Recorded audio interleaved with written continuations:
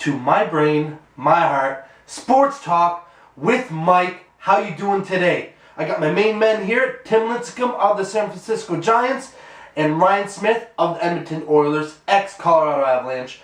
I think it'd be a perfect fit for him today since I got the Avs jersey sitting on my flashy desk. I got my Corona. So I'm feeling happy today because I got my Corona. Can't go wrong with the Corona. Today's episode, it's going to be about the underrated second assist in the NHL. What's more important, RBIs or runs in the MLB, and should there be a retirement age in professional sports? We'll kick it off with the underrated second assist. For me, if I had my choice, if I had it my way, anyone that was to touch the puck on the team that scores should get an assist, in my professional opinion, for what it's worth. Because I know you get the guy scores a goal, he gets a goal. Then you get the 2 assists. But what about the other ones, the other players that made that happen? So the third guy, what if he was the outlet pass to get it to the right winger, who moves to the left winger, who takes a shot, the center scores on a rebound? What about that defenseman who did that outlet shot? He's the one that created that play in the first place. Or what if a goalie, what I just don't get is, and I know you don't want to have, just don't be throwing points out there, because why? I don't see the harm in it, because they're doing their job, they're doing a fantastic job to get their team on the score sheet, right? So, for example, if Chris Letang passed it up to Pascal Dupuis over to Chris Kunitz, and Chris Kunitz takes a shot that Sidney Crosby tips in. That goal does not happen without Chris Letang's pass to Dupuis. It's not a possibility.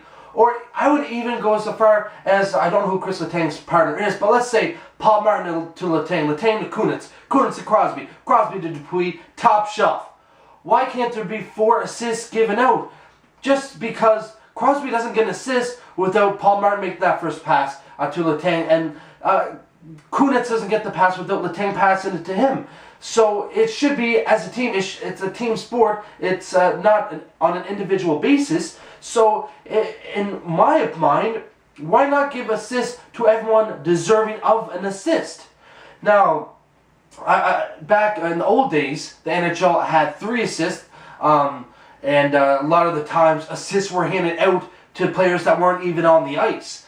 Now, in this day, you don't get the goal until they review it to see who actually scored that goal, and deservingly so. I mean, a goal is a goal. But without the playmaking from your teammates, that goal does not happen. Therefore, all assists should be contributed to anyone who touched the puck on the team that scores before the goal is scored, no matter what. If I could care less, if here is a scenario, try and keep up with me, okay? So, imagine on the ice, we have Sidney Crosby, Chris Kunitz, Pascal Dupuis, Chris Letang, Paul Martin, and Marc-Andre Fleury. So, Fleury passes over to Martin because he's behind the net. Martin passes over to Letang. Letang to Dupuis, over to Kunitz. He loses it, just overskates it, but Crosby picks it up. Dupuis off, Kunitz off, Letang and Martin off. Goligoski comes on the ice with Brooks Orpik.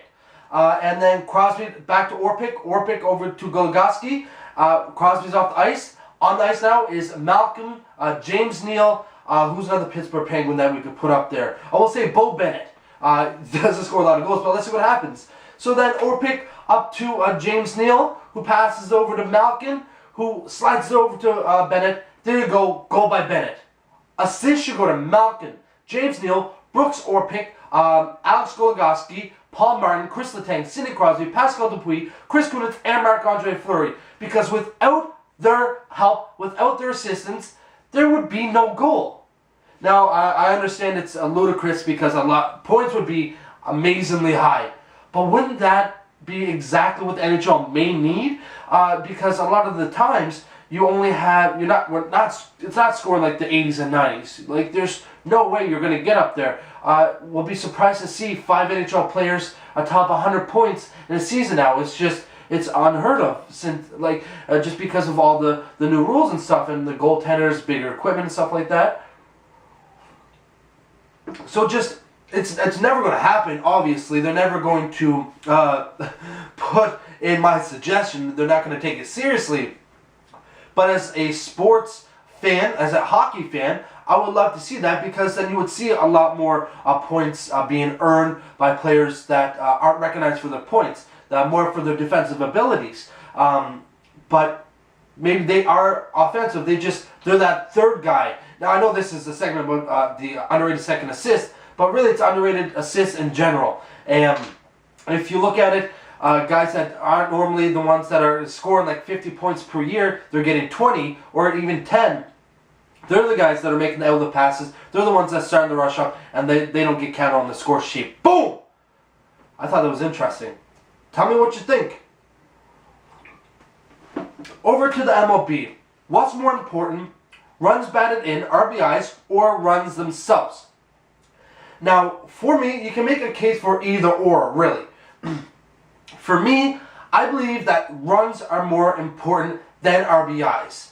Now, I know RBIs, they look good on the score sheet. You take a look at it when you look at MVPs, you look at someone that has 120, 130 RBIs. Runs aren't really a statistical a factor in most voting, because you got your batting average, home runs, RBIs, even stolen base, on-base percentage.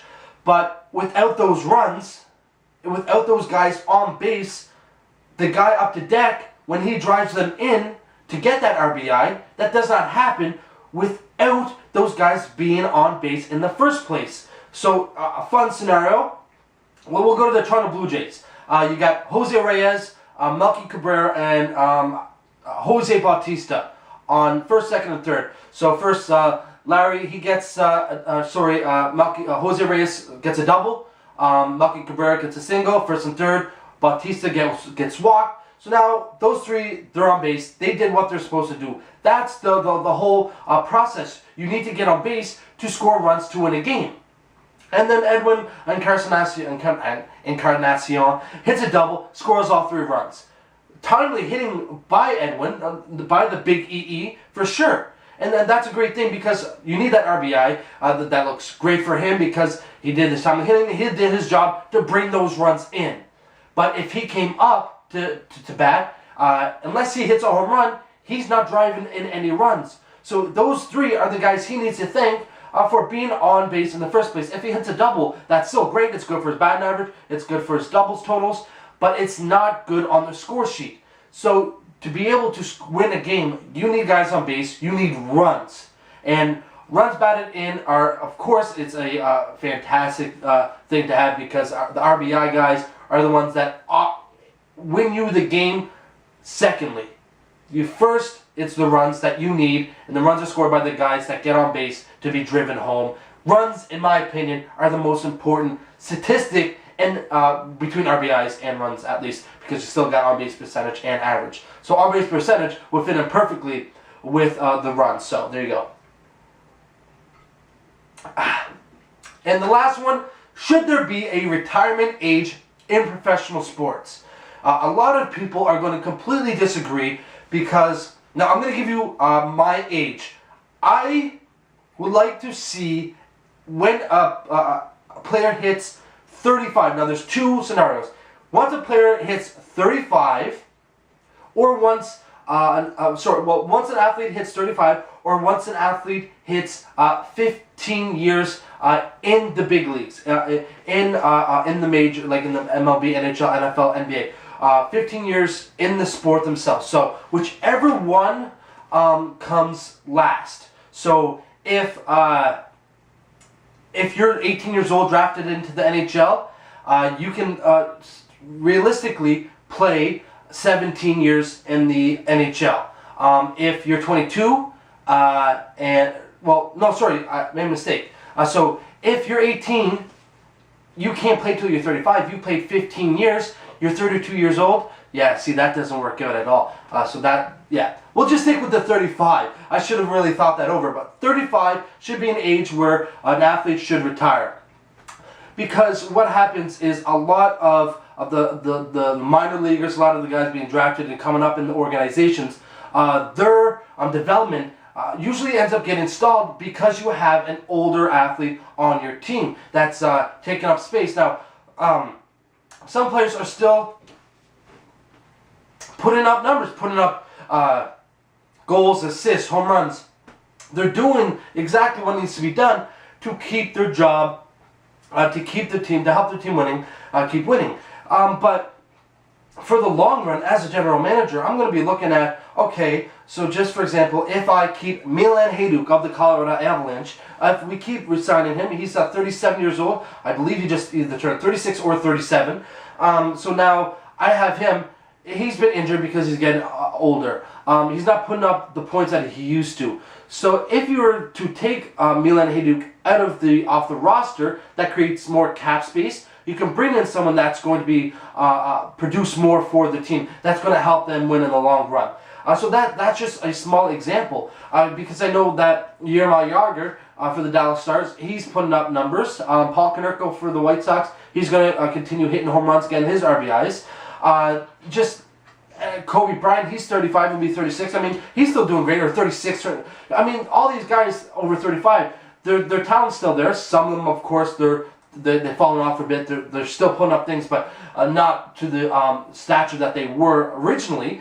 So when you look at it, though, if they were to retire when they're 35, then you're going to bring in the younger guys that might be able to have their offensive talents or defensive talents kind of blossom a lot quicker than instead of, say, for example, we'll say Jacob Trouba. He was drafted by the Winnipeg Jets. Imagine if one of their defensemen who's over 35, I don't think there is, but we'll say, for example, Ron Hainsey. If he was 35 and he had to retire, Jacob Trouba could realistically gain a roster spot with the Winnipeg Jets, or create a space for another defenseman. But let's say perhaps he gets on that team and he turns out to be one of the best NHL defensemen in the league. But what if, because of Ron Hainsey, hypothetical, there was no retirement age and he stuck with the team. He ended up having the worst plus-minus in NHL history, and kept him on for 2 more years. So the 4th year, Jacob Trouba now comes in on your defensive line, but he's not able to, his game's not able to transition from the AHL to the NHL because he wasn't given enough opportunity to see what he can do to fit in. So do I think there should be a retirement age? No. I think players should play up until the point that their career starts to fall off. As soon as that happens, they need to take the high road and get the hell out of here. But do I think having a retirement age at 35 would hurt the game? No, I think it actually would help, especially the younger guys, do their thing and kind of become superstars a lot earlier than expected. So we'll scratch that whole 15 years and 35 years, whichever comes first, whichever comes last, because that thing didn't work out. That was bullshit. I'm drinking. Come on now, give me a break. So I want to know how you feel. Do you agree with the whole assist portion of my episode? Do you think assist should be handed out to whomever touched the puck before the goal was scored? If so, tell me. If no, tell me. What's more important, runs or RBIs? Do you agree with me? And if you do, tell me why. If you don't, tell me why. Give me a debate. Give me a reason to fight back. And do you think there should be a retirement age of 35? If so, go ahead. Agree with me. It's okay. And if you don't, lay it into me and tell me why. God, please do that. Yes, thank you. And I want to thank you for watching My Brain, My Heart, Sports Talk with Mike. You enjoy your day. John Woolen.